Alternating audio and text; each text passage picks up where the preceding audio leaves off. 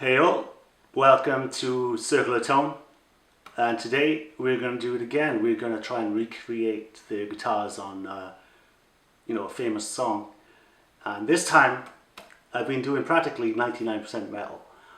This time I'm going to go with a pop song, and it's my favourite clean sound of all time, and I don't think it's been bettered. Perhaps there's one other clean sound which competes with it in my opinion. So the sound that I'm going to try and recreate is I Need You Tonight by INXS.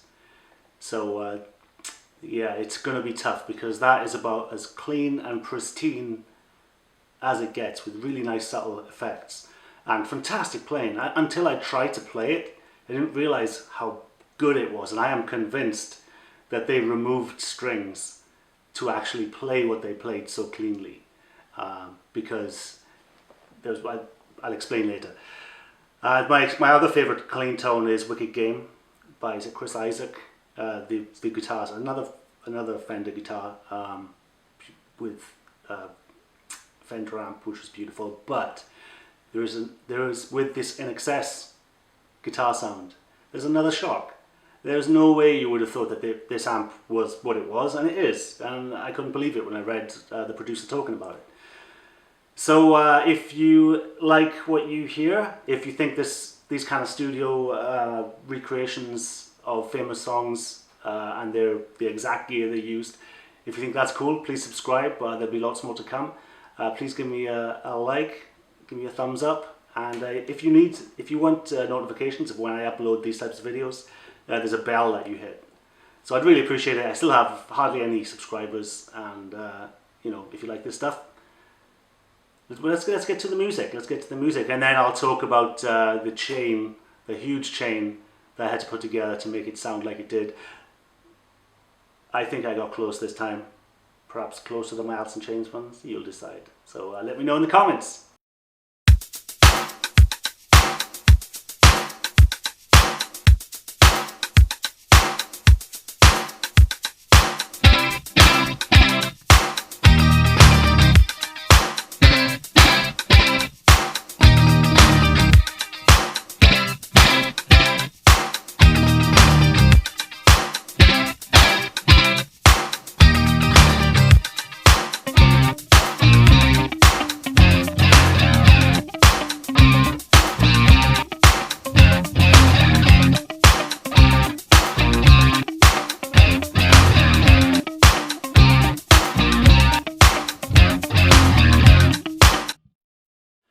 Okay, so we're back, and that was my attempt at I Need You Tonight by INXS, and it was so tough. It's so understated, and the playing is so, you don't really appreciate it until you try and play it. Like I said before the video, I said I think they removed strings. I don't have a pick, I don't think this is in tune either, but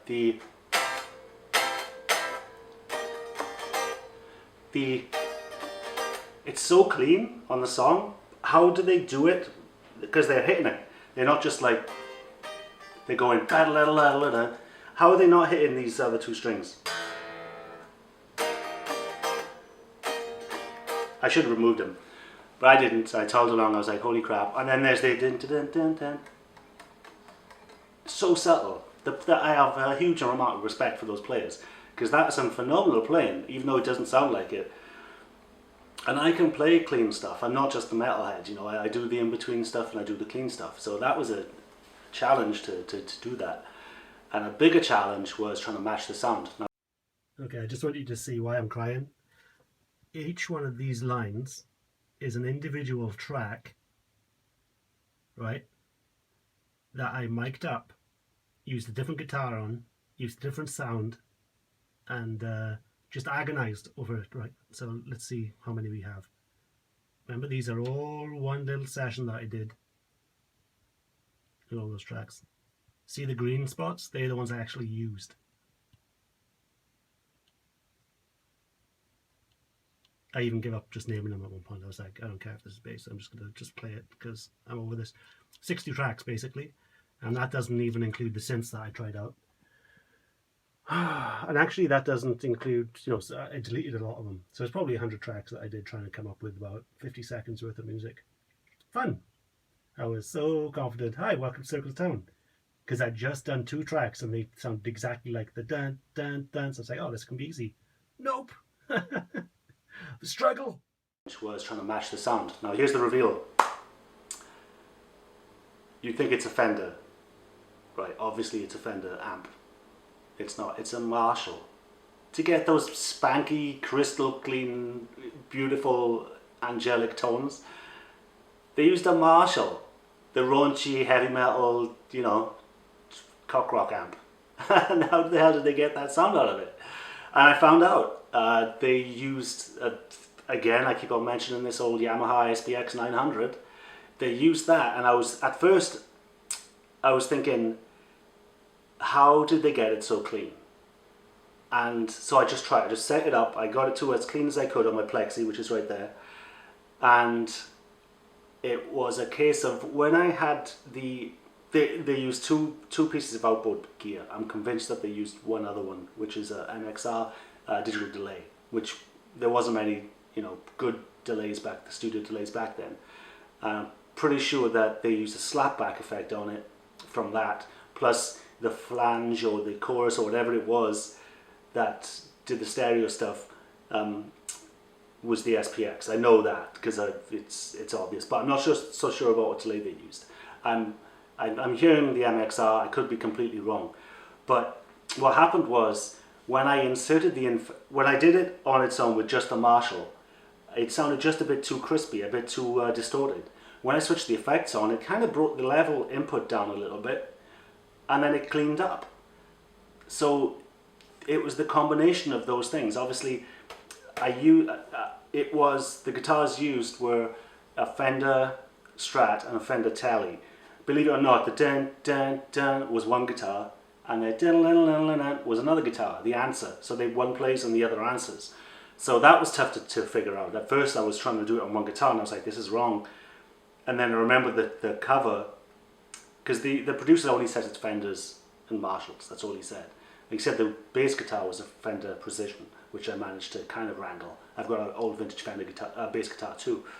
But yeah, the guitars were tough. But like I say, it was a Fender guitar, Strat and a Tele, and a Marshall amp, which is crazy, the SPX 900 Yamaha, which give you the flangey sounds, and I used an MXR digital delay, the old rack, one of the oldest digital delays you can buy, and I put that on there because it was recorded a while back, before rack effects were really, they were just coming in, and the craze was just starting back then. So and I used obviously a vintage greenback to capture that with, because that's what they would have used in the studio. If it's with a Marshall, that was greenbacks. There was no way that was G12 T75s or G12 H100s. There was no way. That was a old vintage greenback. Not vintage, but it was probably a black back, which I used. So yeah, so there was that, and also they had an Ssl console to record that on, and I have Ssl Console Emulation software in my DAW, so I put that on just to give it that kick. I think the album's called Kick too.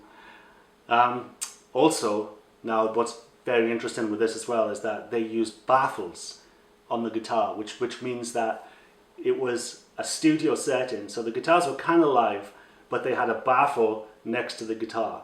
So that is incredible as well. So they had drums and everything going, and separated by a baffle, which I put up. I put baffles up against each side of the amp to recreate that kind of closed-in effect, but it's still kind of open. It's it's not claustrophobic sounding. What is also awesome, which I managed to recreate, is that the bass guitar was put in like an airlock, like a sealed container, which really is claustrophobic, and I actually have one of those. So I have an ISO booth, which when you close it, it just sucks the air in, and when you get in there, it's like being in a void. It's amazing. You can actually hear your own blood rushing in your ears.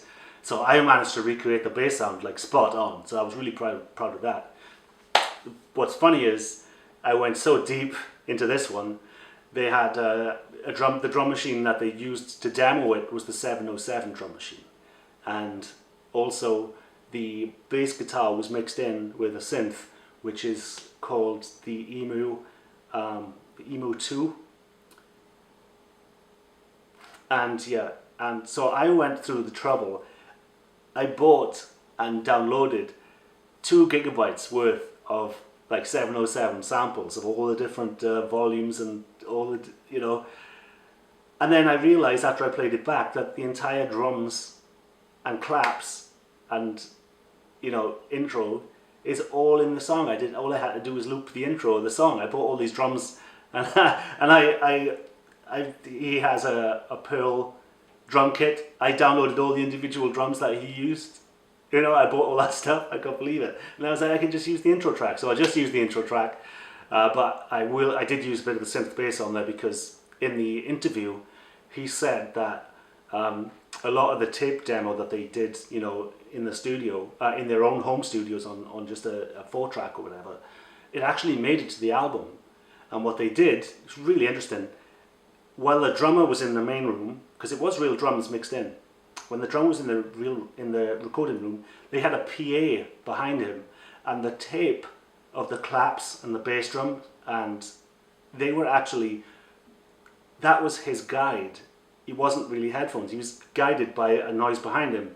So that noise bled into the tracks and made it sound more mechanical than it was. And they used that, and it's genius, because it does sound like, it's hard, that's why that album is amazing, because everything was just a little bit futuristic sounding, but it was real band played live in a room, but with the tape demo of the old Emu 2 bass sound, which is just a keyboard doing the bass notes, and then it's got a real Fender Precision bass over that, plus the real drummer over that, and then you get that amazing song. And then obviously Hutchins sings like a bird through the whole thing, and it's all very probably as far away from metal as you can get, you know, because I was feeling a bit sexy when I was playing it.